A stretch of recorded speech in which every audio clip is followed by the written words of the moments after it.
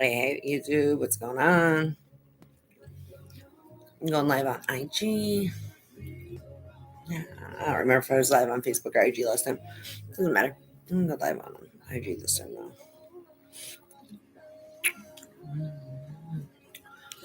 Hopefully, everybody had a good weekend. It was Monday. I had some stuff I had to do today at 3 o'clock, so that's why we pushed back. Yes. We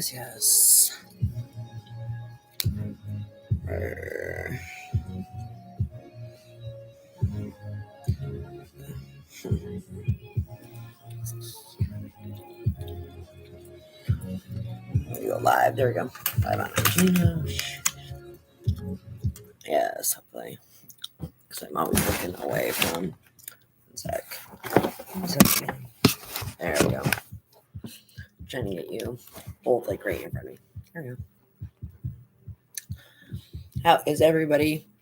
Hopefully, everybody had a good weekend. Like I said, I wanted to go live. I've been doing my best to go live 3 days a week. Some days my schedule just gets a little chaotic.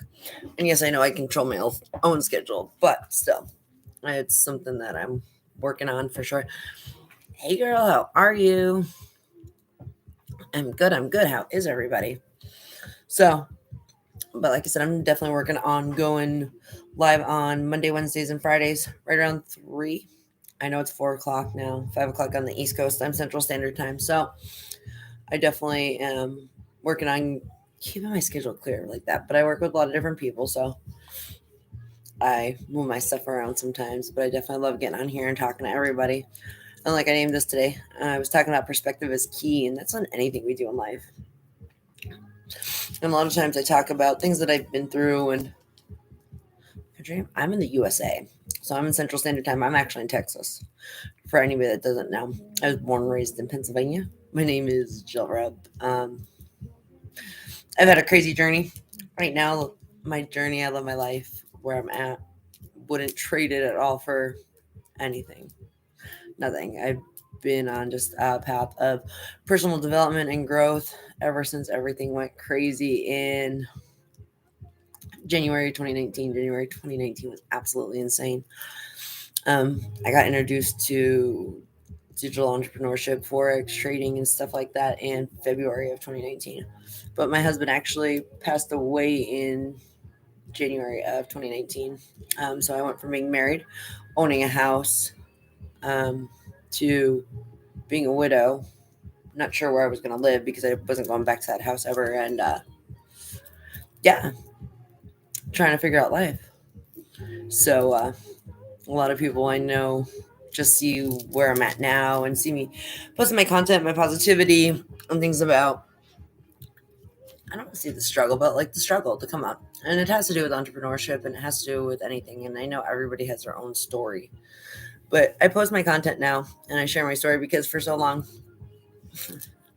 people almost were like, are you really going to talk about that? Oh my gosh, it's like a trigger, that's taboo. And so I didn't talk about it because I was like, oh, people, what will people think? And as you see what I post all the time, I'm like, once you start to realize opinions of other people don't matter and it's your story, and your story will hopefully be that one thing that helps other people get through something hard or something they're going through. It gives you a totally different perspective on things. I read a book called The Fifth Agreement, and one of his like analogies is life is like everybody's perspective of you is like a movie. Like if you saw how you were like perceived in your mom's mind or your sister's mind or your best friend's mind, all of them are going to have a different, completely different perspective of you, no matter what. And it's not going to be like what you think either. So when I read that book, a lot of people only know about the Four Agreements, and that's a great book, awesome book. But Fifth Agreement, extremely powerful. Definitely something that changed my perspective on so much. And I always suggest it to my people that have a hard time dealing with people's opinions, dealing with what people think of them, or what if somebody says this or somebody says that, and they get in their head and they get in their emotions. Because I was that girl. I lived there. I didn't want to go live. I didn't like taking pictures. I wasn't happy a lot of time because of what other people said or thought of me, or the what ifs. Like literally, like unreal scenarios in my head, like fear. And I think that's absolutely crazy. Now I look back and I still have those perceptions. A lot of my good friends will tell you, like, I still struggle with that kind of stuff. Like, I don't always post what I want to because I'm like, well, what if? I'm on here talking about it because it's always something I need to talk about or something I need to get off my chest, and hopefully somebody else can relate to it. Because a lot of times when we're overthinkers or we've been through bad situations, and unfortunately, if you've been in an abusive relationship, I don't care if it's physical abuse, mental abuse, it messes with your perception of yourself, messes with your perception of your own decisions, things that you want to do. And it's a forever healing process. You got therapy, personal development, but you have to work on yourself continuously, and you have to tell yourself how amazing you are, how great you are. And I always talk about Bob Proctor and like controlling your own thoughts. The only thing we have control of is our own thoughts. We don't control what other people think. We don't control situations outside of us. We can only control what goes on in our head, what we let resonate there and live there. And never will any of us be perfect. And I don't strive to be perfect. I strive to be 1% better than I was yesterday. But I work the best on keeping my best perspective on things. Negativity was where I lived for a long time. And I walked around with a big smile on my face, and nobody would have ever thought it. Like, I supported everybody else and clapped for everybody, and definitely wanted to make sure everybody else came up and that, they were winning and they were doing good. But at the same time, like, I was that person that was absolutely like dying on the inside. One of the most unhappiest people you probably could have ever met if you lived in my head. Like, people wouldn't have believed the negative self-talk, the pessimistic view on life I had, just everything. Everything was just not right. And that's one thing, like, when you're raised to be a people pleaser, like, you don't talk about that kind of stuff. You don't tell anybody. You just go on with it and you help everybody else. And I'll tell you right now, it's not one way to live. Being 37 now, like, it festers inside. It's like a sore. If you hold in like negativity, you think bad, you don't work through your problems, like, what you're going through is going to come out sooner or later. I don't care if it's through your skin. I don't care if it's through your hair. I don't care if it's work, relationships. It'll come to fruition. You have got to learn how to love yourself. And so many of us do not know how to love ourselves. We will give out love as an empath. I don't care what you want to call it, a people pleaser, whatever, and help people all day long, every day. But not know how to do that for ourselves. We put ourselves last to eat. We put ourselves last to get clothes, to do things that we want to do on our to-do list. I don't care if that's going places, seeing things, vacations. We'll make sure everybody else, from our businesses to our loved ones to even just acquaintances, are taken care of before us. We will always under like promise and over deliver. It's not the way to do it. And so many of us, I don't care if you're guy, girl, raised in the 80s, 90s, 2000s, we're taught when we do things for ourselves, a lot of times that's selfish. No, it's called self-love. Like, I get my nails done, my lashes done, stuff like that. And people are like, oh, that must be nice. No. That's maintenance. Like, that's my normal stuff. That's just who I am. That's part of my life. That's my routine. That's my maintenance. And people say, it must be nice. When you work hard, you're allowed to have those things. And that's okay. You don't have to feel guilty for taking care of yourself. And I struggled with that for a long time. And I was like, oh, it must be nice. And, oh, maybe I'm ungrateful. And it's not. No. Because when you work hard, like, you got to take care of you. I don't care if that's from pedicures to massages to chiropractic care. If you're not in top shape, how do you expect to take care of your kids, your loved ones, your business, your job. I don't care what you're talking about. Guys, it's all about our perspective on things. And thank goodness, like nowadays, like personal development and therapy and stuff is not as taboo as it was when I was growing up. And I'm only going back to the 90s and 2000s. People wouldn't go to therapy because people that went to therapy were crazy. Personal development really wasn't a thing. Tony Robinson and Bob Proctor and stuff just got bigger in the past probably 20 years. Don't get me wrong. They've been around for a while, but personal development in like the 90s and emotional intelligence and IQ was not a thing back in the 2000s. It just wasn't.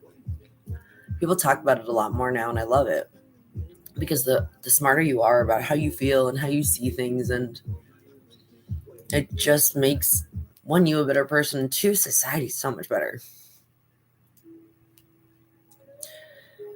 And you learn that anger, envy, jealousy are like these low vibrational emotions, and we all have them. Unfortunately, they're on the emotional like spread. It is, we're human, but you have to learn how to react and respond. React and respond was huge for me. And when I was learning about that, when you react to something, it's instant. It's you give your power away. So if somebody says something mean to you and you flip out or cry or whatever have you, instantly, you've now given that person to control your emotions. Your emotions are huge. Now, if you take a second when they say something and be like, ooh, well, one, why did that bother me? Or two, why did they say that? And like a lot of times it has a reflection on them. If it's something mean or nasty, usually it's because they're not happy with themselves. Or it's something that they're jealous about, envious about. And a lot of times, if they're in a bad spot in life, they would never admit that they are. Because trust me, I was that girl before. And they said it because they're hurt. They're unhealed. They're not even aware that they're unhealed. They have no idea. So when people say stuff like that, like I just blow it off. It's not even worth my energy. It's not worth my time. It's not worth my peace. My peace and my happiness is so valuable to me. And if I do get mad and angry, a lot of times that takes me some time to get over that. And time is my biggest asset. And I can't waste that because that then stops me from developing good relationships, from working on my businesses, from being the best version of me, honestly. So I cannot spend my time on that kind of stuff. People, how do you walk around like that? How can you not care? It's not that I don't care. You have to prioritize things. And if somebody's cranky and angry, it's on them, not on me. You want to tell me to go fuck off because you're having a bad day? Okay. Great. Awesome. Bye. I just don't have the time to pick an argument. There's times to discuss things and talk like rational humans or adults if something's bothering someone. But if it's something out in public and it's somebody I don't even know, I'm like, oh, this isn't even a waste. This is a waste. That was one of those little things where I can't be bothered with things like that. And for so long, like even if somebody was nasty, I wouldn't be that person that would have flipped out. I wasn't mean, but it would sit with me forever. I'd be like, oh my God, why did they tell me or call me a name, or why did they say something mean to me? And it wasn't because of something I did, it was because of them. It's because, like maybe they had a bad day. And, I was that one person that cut them off in a food cart or in the food store. Who knows? Who knows, in all honesty? But I can't pay mind to that kind of stuff. It just takes away from my peace. And that's one thing I still have to work on a regular basis because I'm going to be honest. Like, I really do look at that kind of stuff and I'm like, it still bothers me. I don't know why people, even on social media, sometimes they'll say nasty things. Thank you. They say nasty things on social media, and I always call it a keyboard warrior because I know a lot of times they would type something versus texting stuff. I get comments on my pictures, I get comments in my DMs and stuff like that, a lot of crazy stuff, and I'm just like, wow, why did they say that? And I have to think to myself, like everything I just preached, you can't let it bother you. So I'll just move on, delete the comment, and block them. But people don't realize that can be detrimental to some people's like mood, detrimental to their happiness, that smile, their day. You don't know. You don't know what people are going through. My day's good. My day's been good.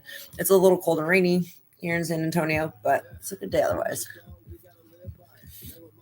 But on social media, it's crazy because like people, even if you don't like somebody's post or something like that, just scroll past. Or if you don't like what they're posting, block them. You don't have to be nasty. You don't have to be mean. You don't have to say anything at all.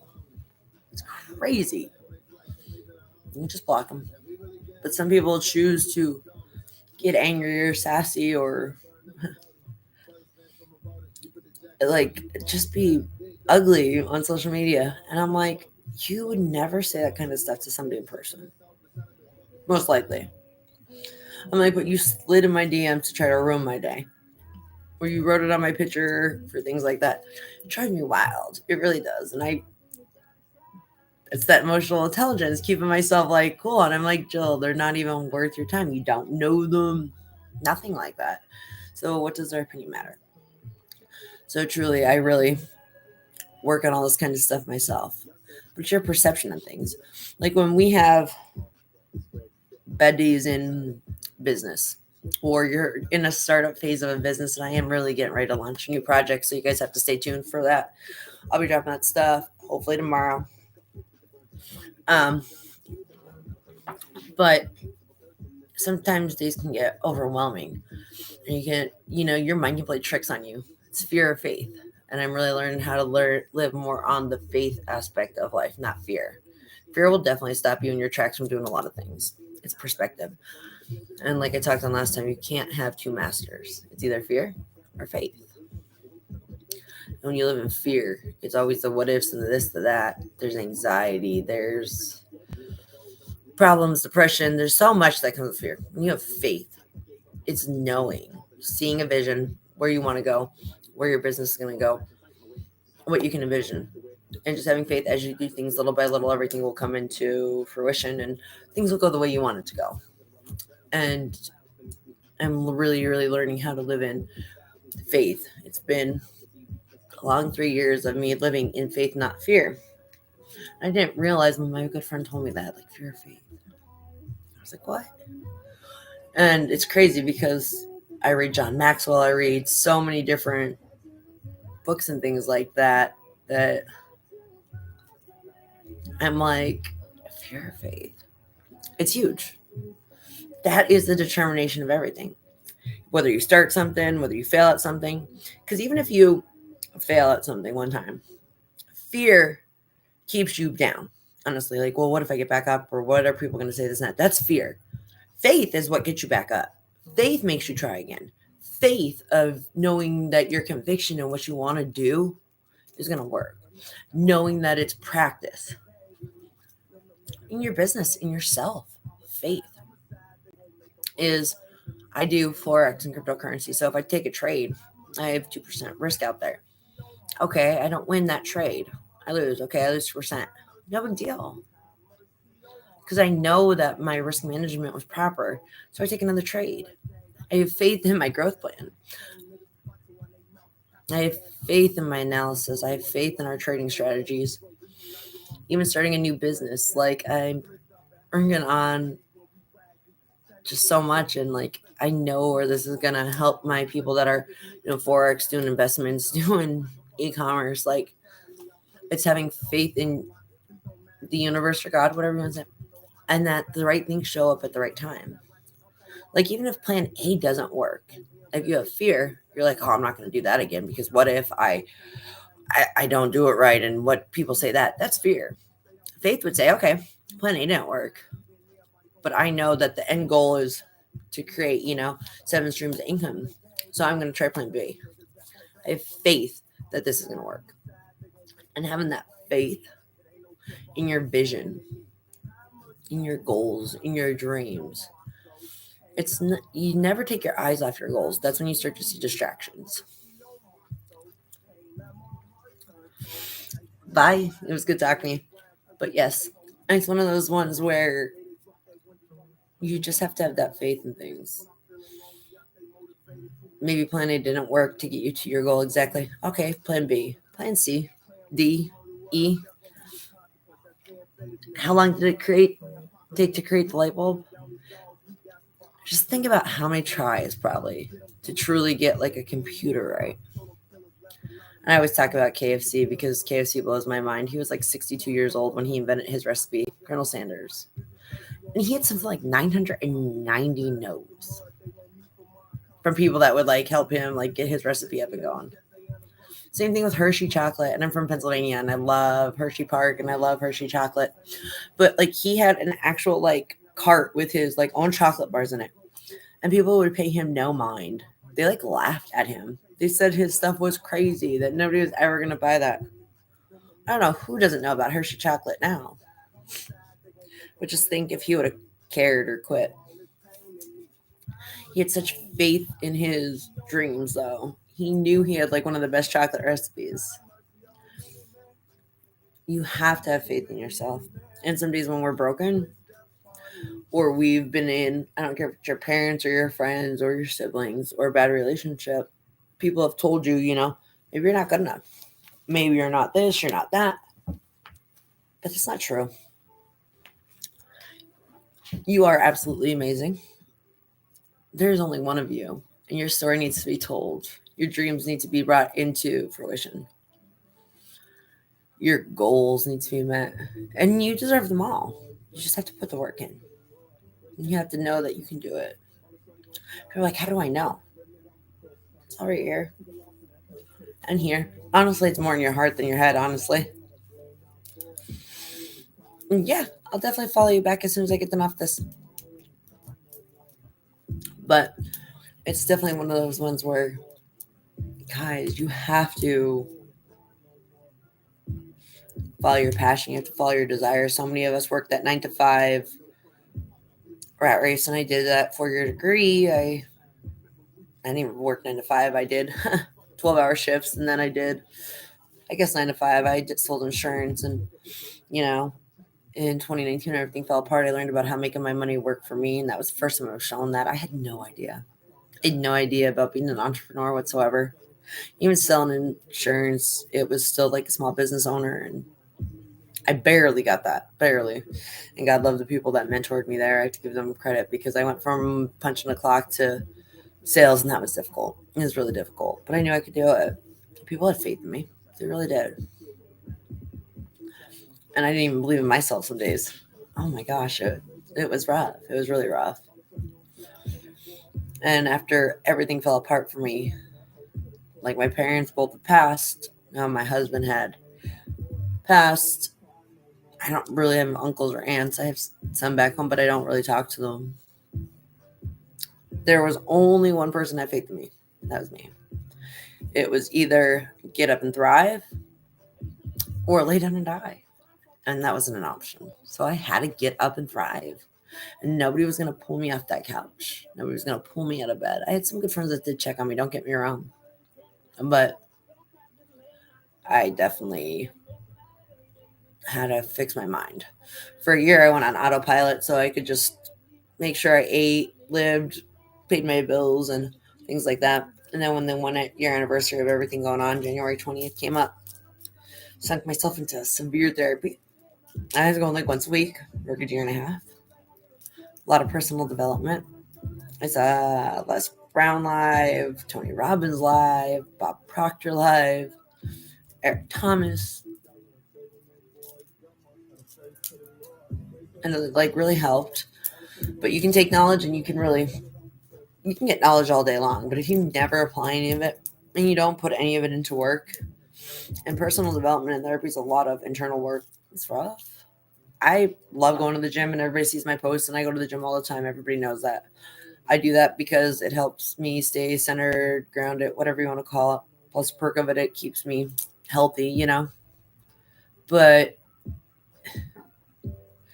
the mental stuff that I had to work on, like really understanding why I let certain things happen in my life, how to fix me so those type of things don't keep happening in my life, breaking bad habits, bad patterns, finding healthy coping mechanisms like the gym, walking, centering myself. working in adding meditation now and just really being a healthier, better version of myself. And most of society doesn't do that. Maybe like 30% of society has healthy coping mechanisms. And trust me, yes, I still like to go out and I still like to go out. Yep, I still do. But like, I know certain days I don't want to go out. If I'm in a bad mood, I don't go out. It's just not worth it. Because if you're drinking and you're in a bad mood, it's probably not going to go the way you want it to. It's not going to be a good night, in all honesty. But I love to, as everybody knows, do karaoke and celebrate things with my friends. And I like my margaritas and I love my Taco Tuesdays and things like that. Like I do. I love life. I do.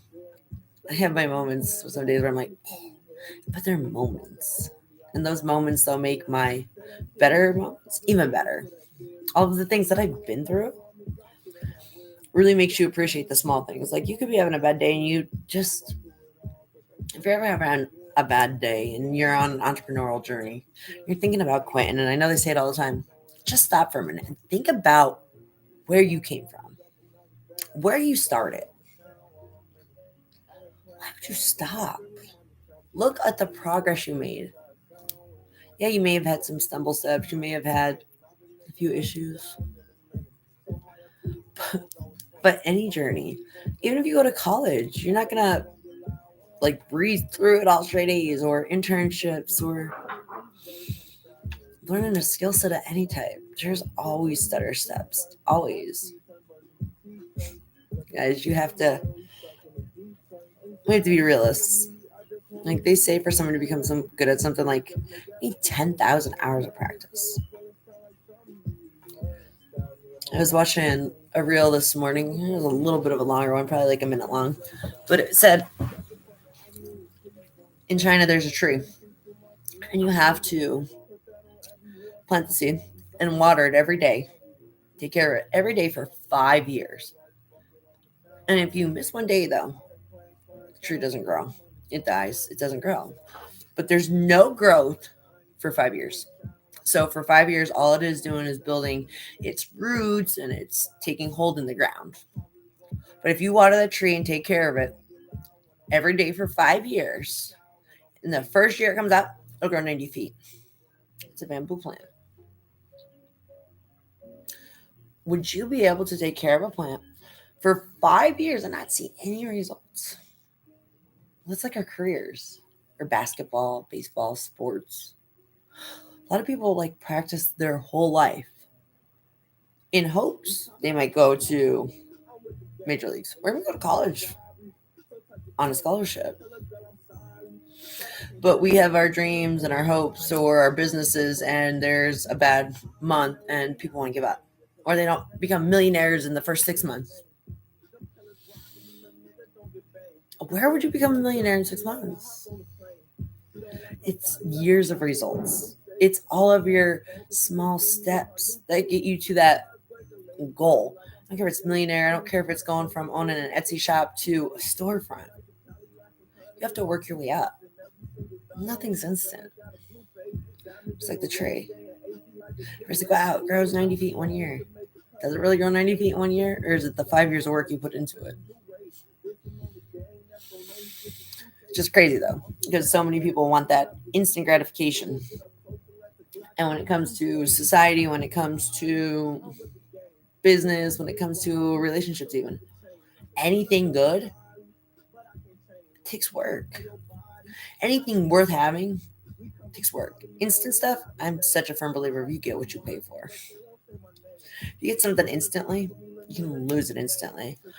But if you get something because you've put time into it and you've worked at it and you've grown it, and the roots, the stability is so much better. That's your business. That's your clients. That's your investments. The things our society teaches us, though, we see all these people that pop up on Instagram that are rich and famous and that. But when you look at their story, it didn't happen overnight. It's not lotto money, it's legacy money. A lot of them, even if they're young, they started at 18 and now they're 27 and they have a good stable foundation. Yeah, maybe they're not even a millionaire then, but that's 9 years worth of work. I don't care if you start at 30. So what? You become a millionaire by the time you're 40? Who cares? It's only 9 years of work. You're gonna hit that age no matter what. Wouldn't you rather achieve those kind of goals for yourself? Because you knew you worked hard for you, your family, your legacy, instead of coming home and playing Candy Crush, playing Xbox, PS5, Oculus, even scroll on Instagram. Love that you guys are watching my, live. But even if you're on Instagram, TikTok, any of these other platforms, are you a user, a consumer, or a producer? I used to just be a consumer, which meant I watched everybody else's stuff. And then I realized I could become a producer and monetize off this stuff. Guys, if you're on there that much, some people's screen time, if you look at it and you're on there for more than 6 hours a day, that's like a more than a part-time job. Learn how to make some money off of it, at least. Oh my gosh. And when people were telling me about that, I'm like, well, I'm on here all the time too. And they're like, well, people are making this kind of money. And I was like, what? Say less. If you're interested in knowing more about that, we actually have a whole academy on how to make money off of social media and different platforms. Anyway, that is really a big thing anymore. Or how to use actual social media for your business, your side hustle, your regular hustle. It doesn't matter. It's huge. That's how people survive. But guys, I have a meeting here in a few minutes with some other people that trade and do crypto and do social media and everything with me. But stay tuned. Like I said, I am launching another stream of income to help you guys out right around the holidays, of course. But I will be launching that on Black Friday. Stay posted, guys. Anyway, I love you guys so much.